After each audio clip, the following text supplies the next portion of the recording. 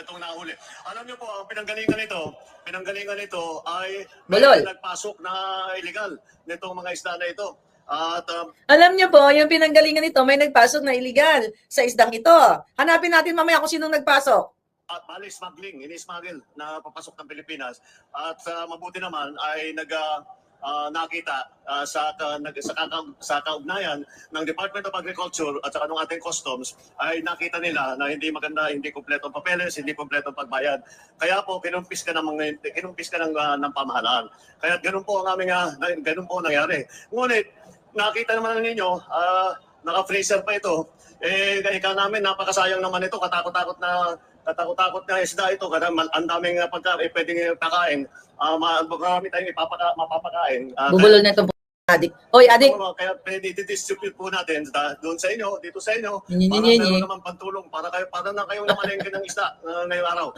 Ngayon, mga palaga, ano ang missing link na sinasabi natin? Na ano ba nila? Na ipakita ba nila yung sino ang smuggler? Nagsabi ba si Bangag? Nahulihin natin. Tutugisin natin ang smuggler. Di ba? Remember last year, sinasabi niya, ang mga smuggler, bilang na ang araw ninyo. Bilang na ang oras ninyo. Ano nangyari? Andyan pa rin si Michael Ma na special envoy to China na inappoint nila ng pasikreto na ni isang media ay walang nag-report o walang documentation. Hindi ba dapat dyan ang mga pagsasalita dyan, hindi yung bida-bidahan, bigay-bigay ng isda? Di ba dapat ay, imbestigahan? The fact na hindi nila talaga imbestigahan yan, mga kababayan. Sino ang smuggler? Sino ang financer? Sino ang organizer ng mafyang ito? Saan may mga papeles yan? Sino yung transporter? Sino yung bibili na yan? Saan ang taong yan? O ang mga taong yan?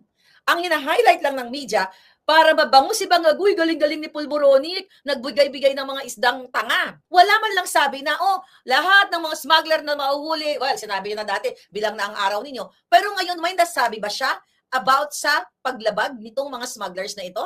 Well, sinabi niya na, anong act yun? Anti-sabotage chucho. Meron ba doon na ipinakita, sinabi ni Bangag, kayong mga smuggler, kayong mga buwaka ng GNMS ninyo. Kasi siguraduhin natin na i-revoke ang mga permit nitong mga individual na ito. I-blacklist natin silang lahat, itapon natin sila sa bundok ng hibok-hibok, lahat ng kanilang mga business license, lahat ng kanilang illegal activities, aanuhin natin lahat. I-confiscate natin, hindi lang ng isda na nahuli natin. Hindi ba dapat? Yung mga warehouse na yan, napakadaling ulihin yan. Sino ang consignee niyan? Sino nakasulat na pangalan dyan? Pinupush lang niya ay yung pamimigay, yung anggulo ng ayuda or aid. Smuggled isda, ibibigay, syempre nga naman, bida-bidahan. Kung ikaw taga slums of Tondo, syempre matuwa ka kasi why kakaunon, bisan isa ka piraso ng isda, mahihulog ng langit, 2 kilong isda, hulog ng smuggler pala, not langit. Hulog ng smuggler. Bakit? Pinopolitika ito ni Bangag Jr. at ng kanyang mga mafia na nasa likod kasi si Bangag wala namang alam yan. Sumisingot-singot lang yan mga palangga everyday kung ano lang ang ihain sa kanya na mga script, yun lang ang kanyang babasahin. May media ba na nag-ulat, na nagsabi man lang, Mr. President, o nagtanong, sino ba itong mga smugglers na ito?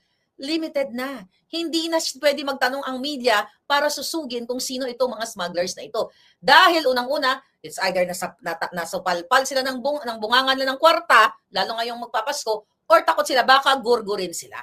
Ginagamit ngayon ni Bangag yung mga mahihirap sa slums of Tondo para maagpabango, kunwari dahil Pasko. Pero ang totoo, mga palangga, hindi talaga niya inaddress ang smuggling business niya. Paano niya naman i-address yun? Magkakasabot nga sila.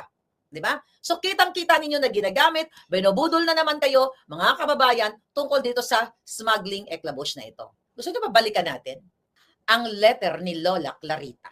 Miss Chalagamon just informed me that the President wishes to see me tomorrow at the Troopers Cafe at 10 a.m. This morning, I was informed by a friend that former DILG Anyo is slated to replace me as NSA. When my source asked what my offense was, the answer was wala. Diba? Tinanggal si Clarita Carlos, in-expose natin to. One item which mentioned is that in one cabinet meeting, I facetiously mentioned that some secret documents, in fact, come from broadsheets, and it was noted that the intel community was offended. Okay, I remark, ibig mo sabihin dahil sa isang statement which was said in jest, aalisin ako bigla sa NSA? Yan ang sabi ni Clarita Carlos sa kanyang sulat kay Liza Tanas. The President appointed me, I believe, because he knows I am absolutely not corrupt. And he also knows that my area of expertise in foreign, defense, and security policies will fit best the requirements of being NSA. Yan ang sulat ni Clarita. Ngayon, ang sabi ni Clarita, hindi na siya corrupt, pero later on, after ng itong message na ito, naging corrupt siya habang sinusulat niya ang sulat kasi tinanggap niya yung generous allowance ni Liza Tanas. Sabi ni Clarita, in number 5, I have built my reputation for 56 years through sheer hard work. I certainly do not desire to be replaced as NSA with my reputation in tatters. Some Intel friends hinted me that the US sees me as an obstacle because I am pro-China. I am a scholar and will remain. So till I die and my scholarship brooks no leaning nor partially to any party. All right. Sabi pa niya, if some quarters are accusing me of being slow in implementing one of the 7 task force assigned to me, they are dead wrong. There was no more turnover of the NTF LCAP to me as vice chair. My report is confidential and I need to be honest. Sabi niya, and it did not leak to anyone, referring sa confidential investigation coming from Nika, nakasangkot si Michael Ma, si Marcos Jr., si Liza Tanas, sila ang pamilya nila, sila Martin Araneta, dito sa smuggling, smuggling dealing nila. Sabi niya, and it did not leak to anyone, and it's up to you and President whether to do the right or not. The food security is one of my focuses, and we need to be transparent so we can have policies against hoarders, whoever they are. Sabi niya, thank you very much for reading my sentiments. Thank you also for the generous allowance you gave me. All right? Thank you for the generous allowance you gave me yesterday. Truly appreciate. Stay healthy. So coming from the letter of Clarita Carlos, bago siya pinaalis sa NSA dahil nag-report sa kanya ang Nika na ang sangkot sa smuggling ay sila Marcos Jr., di ba? Ang gobyerno ni Bangag at si Liza Tanas, binigyan pa siya ng generous allowance. Sinabi pa niya na nasa,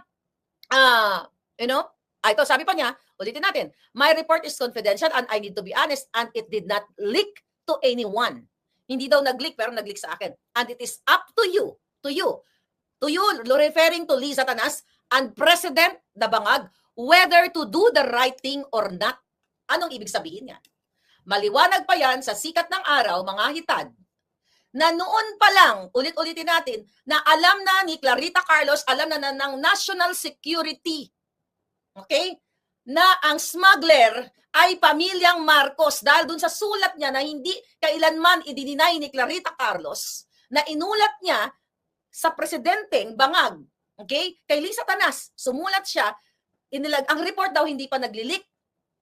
Pero nag-leak na nga sa akin, nasa inyong mga kamay kung gagawin nyo ang tama o mali para manahimik si Clarita, sinungal-ngala ng pera, ng generous allowance. Kaya tignan mo, si Claritang walang dangal, nandiyan kay Tambaluslos. Kapalit po yan ng pananahimik ni Clarita Carlos sa nalalaman ng Nika at ng departamento niya dati na ang nagpapatakbo ng mafia ng smuggling ay si Liza Marcos, si Bangag Jr. o ang gobyernong mafia.